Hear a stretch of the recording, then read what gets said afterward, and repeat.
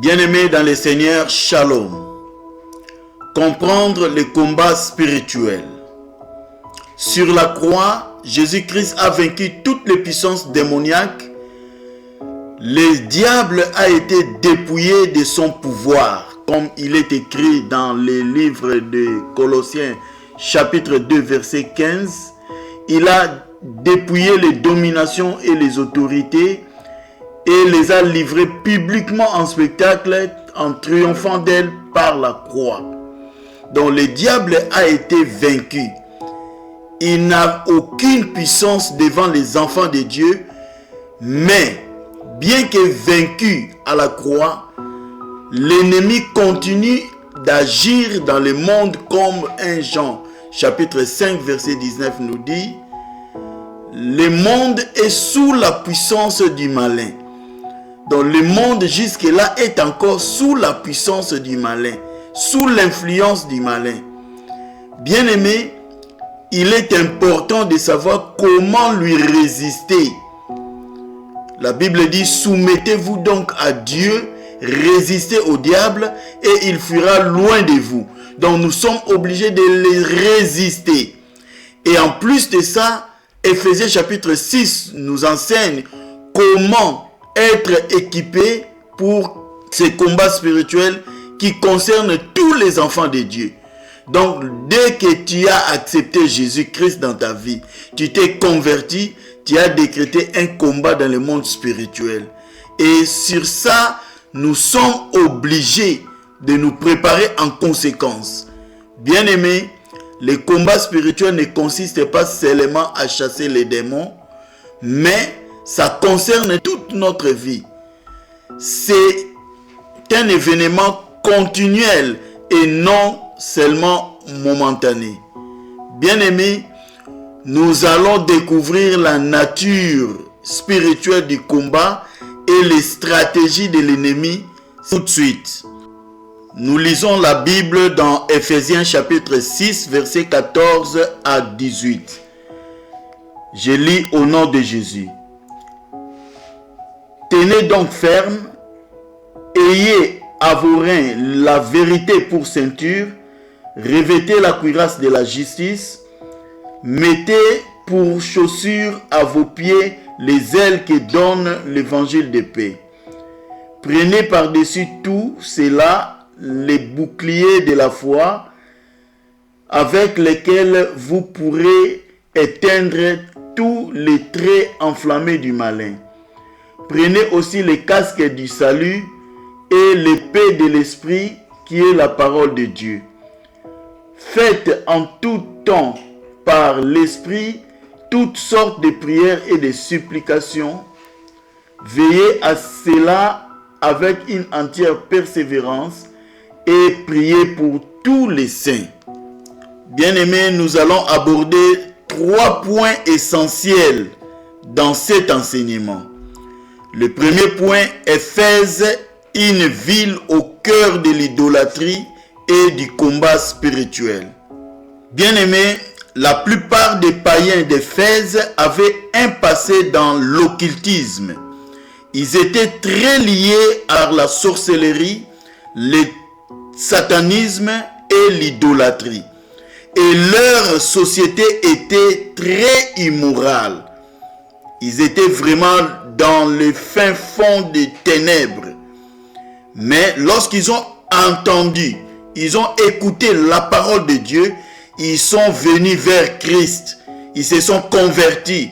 Alors ils avaient des questions qu'ils devaient poser aux apôtres pour savoir comment ils devaient se comporter.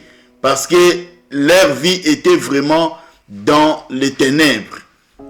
La Bible nous dit, la première question qu'ils ont posée, c'était comment vivre dans une telle société après notre conversion.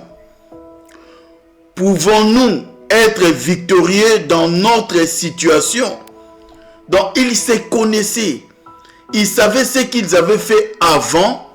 Et maintenant qu'ils ont reçu Jésus, ils se posèrent des questions. Ils voulaient savoir ce qu'ils pouvaient faire. Et la réponse des apôtres, c'était quoi? En tant que chrétiens, nous ne croyons pas Et nous ne recevons pas seulement le pardon comme chrétiens, mais nous nous revêtons d'une armure. Donc, nous avons reçu la faveur de Dieu. Le Seigneur nous a pardonné. Nous sommes venus dans le Seigneur. Cela ne suffit pas. Nous sommes obligés aussi de revêtir l'armure en tant que soldats, en tant qu'enfants de Dieu. Donc, c'était une ville plongée dans les ténèbres, dans l'occultisme, dans la magie, dans l'idolâtrie. Et la réponse des apôtres était vraiment une bonne réponse, parce que dans le combat spirituel, la première des choses pour nous en tant qu'enfants de Dieu, c'est d'être pardonnés, d'abandonner cette vie ancienne, cette vie mauvaise que nous avions, et de tourner nos regards vers le Seigneur et de nous revêtir des armes pour combattre les malins. Le deuxième point, revêtir l'armure de Dieu, une responsabilité du croyant. À ce niveau, nous avons 3 sous-points à développer. Le premier sous-point, notre position éternelle en Christ. Là, nous sommes obligés d'être en communion avec le Seigneur. On peut combattre, on peut prier, on peut chasser les démons, mais si tu n'es pas en communion avec Dieu, tout ce que tu fais là n'aboutira à rien. Le salut, lorsque tu as le salut, tu peux bien combattre et réussir aussi dans les combats spirituels. Mais bien aimés, laissez-moi vous dire une chose. Si tu n'es pas une nouvelle créature en Christ, donc ça ne sert à rien. Ça ne sert à rien de dire que tu es dans le combat. Tu ne combats rien. Tu es dedans, tu es entre les mains du diable. Nous sommes obligés de nous convertir, de nous abandonner entre les mains du Seigneur et de laisser notre vie entre les mains de Dieu.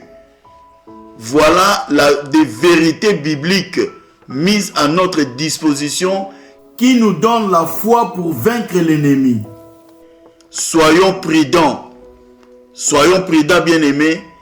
La première des choses, c'est d'être en Christ, d'avoir Jésus-Christ dans sa vie, de laisser le Seigneur diriger ses pas. C'est vraiment là un moyen qui va nous aider à réussir et à avancer dans la vie.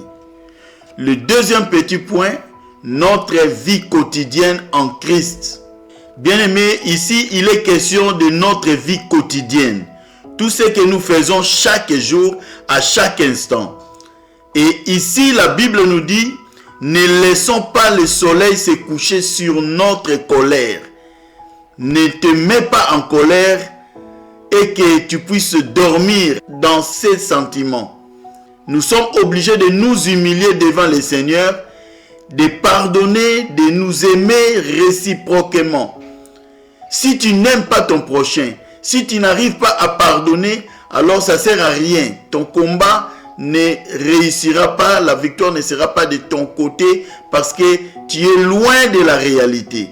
Le christianisme, bien aimé, n'est pas seulement une espérance pour l'éternité, mais aussi une manière de vivre au quotidien. Tout ce que nous faisons chaque jour, les combats que nous combattons, c'est un bon combat. Un bon combat, ça veut dire que nous sommes obligés de respecter les normes, de vivre une vie chrétienne normale, de marcher de manière digne de l'évangile. C'est comme ça que nous allons réussir, c'est comme ça que nous allons avancer dans la vie. Dans le troisième petit point, nous portons l'armure. Et l'armure que nous portons ici, c'est Christ lui-même. La Bible nous dit, ce n'est plus moi qui vis, c'est Christ qui vit en moi. Lorsque Christ est en toi, il vit en toi, tu vas vivre la victoire, tu vas vivre la réussite. Le combat ne sera plus ton combat, le combat que tu as sera maintenant le combat de Dieu lui-même, le combat du Seigneur Jésus lui-même. Il va maintenant prendre tout en main comme il a dit aux enfants d'Israël, gardez silence, l'Éternel combattra pour vous. Pourquoi? Parce que tu as laissé ta vie entre les mains du Seigneur, tu lui as laissé le temps de diriger ta vie. C'est comme ça qu'il va aussi s'occuper de toi. Il va s'occuper de toi. Il va prendre toutes les dispositions pour t'orienter, pour t'aider. Seul Jésus-Christ est notre Seigneur. Seul Jésus est notre Sauveur. C'est lui seul qui sauve. En Jésus, nous avons la victoire. En Jésus, nous avons la réussite. Voilà pourquoi l'apôtre Paul dit, Christ en moi, espérance de la gloire. Donc si Christ est en toi, tu vivras la manifestation de la puissance de Dieu en toi. Tu vivras le miracle de la croix et tu seras le vainqueur dans tout ce que tu entreprendras dans ta vie de tous les jours. Notre troisième et dernier point est les différentes sortes de combats spirituels. Ici, premier point, nous avons la confrontation directe avec le diable. La Bible dit résister au diable. Ça veut dire nous sommes en confrontation avec le diable. Je dois le résister, je dois m'opposer à tout ce qu'il me demande. Tout ce qu'il veut que je fasse, je vais refuser cela, je vais m'opposer. Ça, c'est le premier point. Le deuxième point, c'est la louange, l'adoration. L'adoration dans l'obéissance à la parole de Dieu. L'adoration, lorsque je me mets à adorer le Seigneur, le diable ne supporte pas parce que l'adoration révèle la souveraineté de Dieu. Ça attire la présence de Dieu, ça brise les chaînes spirituelles et change l'atmosphère. Bien-aimés, les combats spirituels se gagnent en demeurant fermes dans la vérité, revêtus des armes de Dieu et persévérant dans la prière afin de résister aux attaques de l'ennemi. Voilà, bien-aimés, nous allons maintenant prier. Saint d'Israël, nous te disons merci, nous te bénissons, nous te glorifions pour ta grâce. Merci Seigneur Dieu pour ces messages que tu nous as donnés. Nous abandonnons nos vies entre tes saintes mains. Nous implorons ta grâce Seigneur mon Dieu dans nos vies. Aide-nous Seigneur mon roi à garder la foi Seigneur Dieu et une bonne conscience, à combattre les bons combats de la foi et réussir Seigneur Dieu Tout-Puissant notre vie chrétienne sur cette terre. Aide-nous Seigneur Dieu Tout-Puissant à marcher d'une manière digne de l'évangile. Que ta grâce Seigneur Dieu nous accompagne. Manifeste-toi puissamment Seigneur Dieu dans nos vies. Aide-nous Seigneur Dieu à remporter la victoire de la croix dans nos vies, car la Bible nous dit, sur la croix, tu as anéanti la puissance du diable. Tu l'as dépouillé de toute son autorité, de tout son pouvoir. Que le miracle de la croix soit notre partage. Que l'œuvre de la croix, Seigneur Dieu, se manifeste dans nos vies. Aide-nous, Seigneur mon roi, comme tu as dit aux enfants d'Israël, gardez silence, l'Éternel combattra pour vous. Yahvé, nous abandonnons nos vies entre tes saintes mains et nous t'implorons, Seigneur Dieu, lève-toi, agis, manifeste-toi puissamment, Père éternel, afin que la victoire soit de notre côté et que nous puissions résister les diables, jusqu'à ce que, Père éternel, la réussite, le succès, la victoire soit de notre côté au nom puissant de Jésus. Sois béni, Père éternel, sois élevé et exalté au nom de Jésus. Merci, Seigneur Jésus-Christ. Amen. Que le Seigneur vous bénisse.